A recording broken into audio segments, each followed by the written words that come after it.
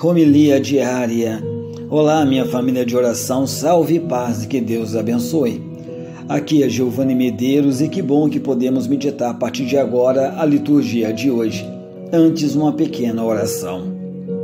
Ó Espírito Santo sumamente justo, a nossa sociedade apresenta tantas e tantas injustiças e também desigualdades que facilmente acreditamos que as coisas são assim mesmo. Os valores supremos de justiça e também fraternidade estão desaparecendo de nossas vidas. Buscarei sim hoje perceber todas as injustiças sociais e quero com a vossa graça não me omitir. Ó Senhor, nosso e suprema justiça, fazei-me ser neste dia um sinal do vosso reino de justiça, fraternidade e partilha. Vinde Espírito de justiça, vinde Espírito de justiça, vinde Espírito de justiça. O que o Senhor requer de ti é que pratiqueis a justiça, que ames a misericórdia. Miqueias capítulo 6, versículo 8. Na primeira leitura de hoje de Atos dos Apóstolos, Lucas apresenta-nos mais um breve resumo sobre o teor de vida da igreja nascida do Pentecostes, acentuando a eficácia do testemunho apostólico sobre a ressurreição, que dá origem a uma nova criação que justifica o estilo de vida da comunidade e concretamente a partilha de bens. Nessa partilha, notamos dois aspectos. O primeiro consiste em pôr em comum os próprios bens, partilhando o seu uso, mantendo cada um a propriedade dos seus bens. Considere-se apenas administrador dos mesmos, pondo-os à disposição dos outros. O segundo aspecto consiste em vender os próprios bens, distribuindo lucro pelos pobres. Neste caso, vendidos os bens, apresentavam o lucro aos apóstolos que os distribuíam. Mas os apóstolos lá em Atos acreditam outras formas de partilha sobre os bens. Paulo fará do trabalho com as próprias mãos para prover as necessidades dos seus e dos que são frágeis, conforme capítulo 20, versículo 34 seguintes. O que Lucas pretende realmente sublinhar é que a partilha, nas suas diferentes formas, tem a sua raiz na comunhão de espírito e de corações dos seus fiéis. Do conjunto, podemos concluir que estamos perante a comunidade messiânica, herdeira das promessas feitas ao Pai. Em verdade, não deve haver pobres entre vós, porque o Senhor te abençoará na terra, que Ele próprio te há de dar em herança para o possuíres. Mas só se ouvires a voz do Senhor teu Deus, para guardares e cumprires todos estes preceitos. Está lá em Deuteronômio capítulo 14, versículo 4 seguintes. Já no Evangelho de hoje de João, o diálogo com Nicodemos transforma-se no monólogo com grande amplidão de horizontes. Lucas refere-se nas palavras autênticas de Jesus e testemunhos pós-pascais, fundidos num único discurso. Nós estamos realmente perante uma profissão de fé usada na liturgia da igreja joanita e que contém uma síntese da história da salvação. O evangelista desenvolve o tema do texto que ontem escutamos, centrando no testemunho de Cristo. Filho do homem descido do céu, o único capaz de revelar o amor de Deus pelos homens, como de fato fez na sua morte e também ressurreição. João insiste agora na importância da fé para compreendermos a grande revelação do êxito pascual. Há que crescer na fé sobre o nosso destino espiritual. Há que acreditar em Cristo, ainda que não tenhamos subido ao céu para compreendermos os seus mistérios.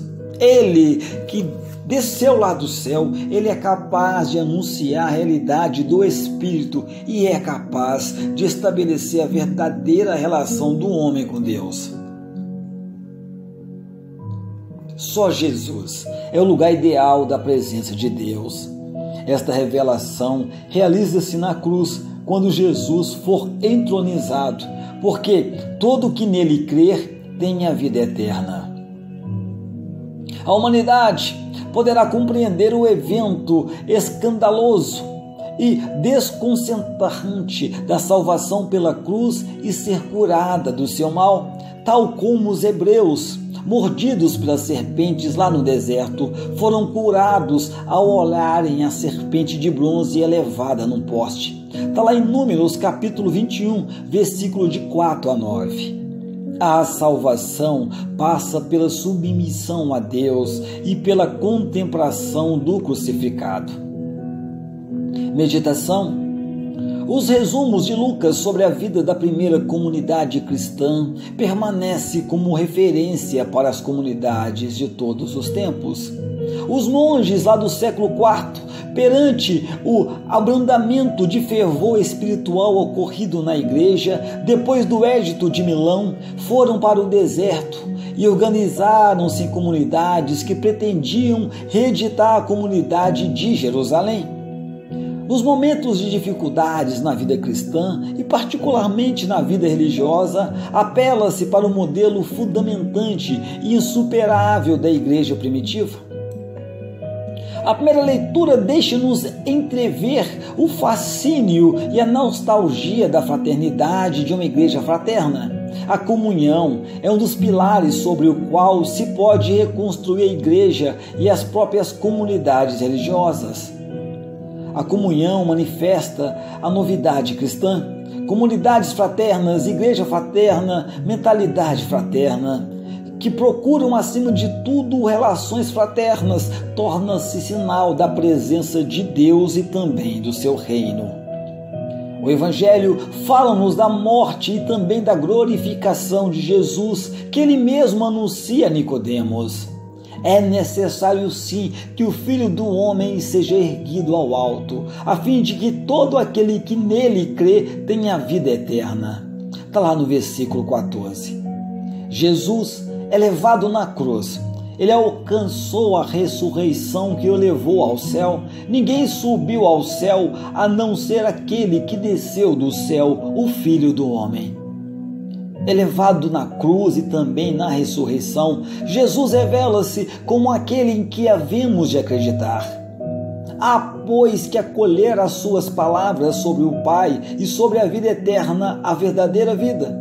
E tendo acreditado, havendo de dar testemunho, os cristãos, particularmente os religiosos, certamente imperfeitos, hão de procurar criar um ambiente que promova o progresso espiritual de cada um.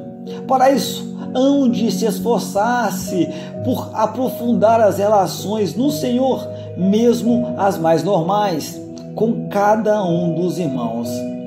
A caridade, entre muitas outras coisas, incluindo a partilha de bens, há de ser também uma esperança ativa daquilo que os outros podem vir a ser com a ajuda do nosso apoio fraterno.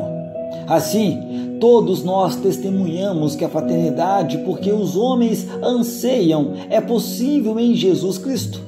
Assim também confessamos a Cristo, em nome do qual estamos reunidos.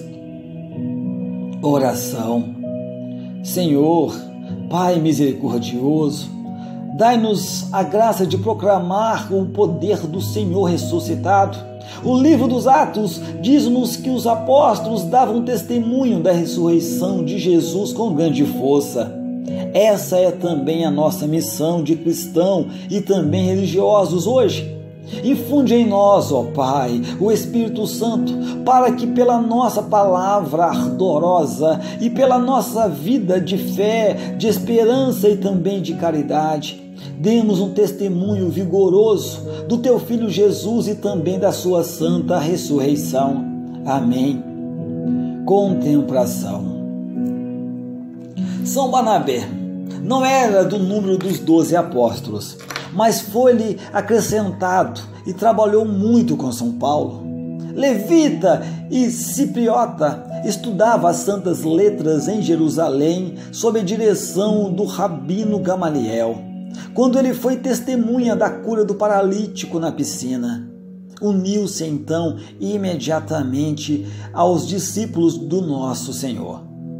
Era um jovem homem, amável e bom. Era bom, dizem os Atos, e cheio de fé, e ricamente dotado com os dons do Espírito Santo. Os apóstolos chamaram-no Barnabé, o que quer dizer o filho da consolação. Depois do Pentecostes, estava em Damasco quando aconteceu o milagre da conversão de São Paulo. Fez-se o anjo da guarda de São Paulo, conduziu a Jerusalém e apresentou aos apóstolos. Trabalharam muito juntos, vários e vários anos, e receberam a missão de pregarem a fé aos gentios. Ganharam quase toda a cidade de Antioquia. Barnabé era de uma família abastada. Tinha uma bela propriedade na ilha de Chipre.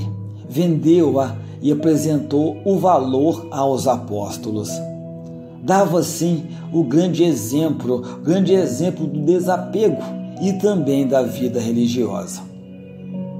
Irmão e irmã, vamos repetir frequentemente hoje e vamos ver a palavra que está lá em João capítulo 3, versículo 15, que diz: todo o que crê em mim tem a vida eterna. Repito, todo o que crê em mim tem a vida eterna. E que o vento hoje sopre suave sobre a vida de todos nós, trazendo cada dia o aroma da paz. Que o fogo aqueça os nossos corações, deixando-nos cheios de ternura. Que a palavra que sair dos nossos lábios e as que visitarem os nossos ouvidos levem e tragam o som de uma bênção. Que os próximos dias, sejam eles ensolarados ou até mesmo nubrados, permitam a passagem dos raios da luz divina em nossa vida. E que nós, iluminados e aquecidos pelo sol da justiça, sigamos por caminhos de retidão. Que os nossos passos sejam de fé, os nossos gestos sejam de paz, as nossas relações sejam de solidariedade e as nossas palavras sejam de amor. Amém, amém, amém, Senhor. E meu amado, minha amada, nunca, jamais se esqueça. Deus ama muito, muito, muito, muito, muitíssimo você.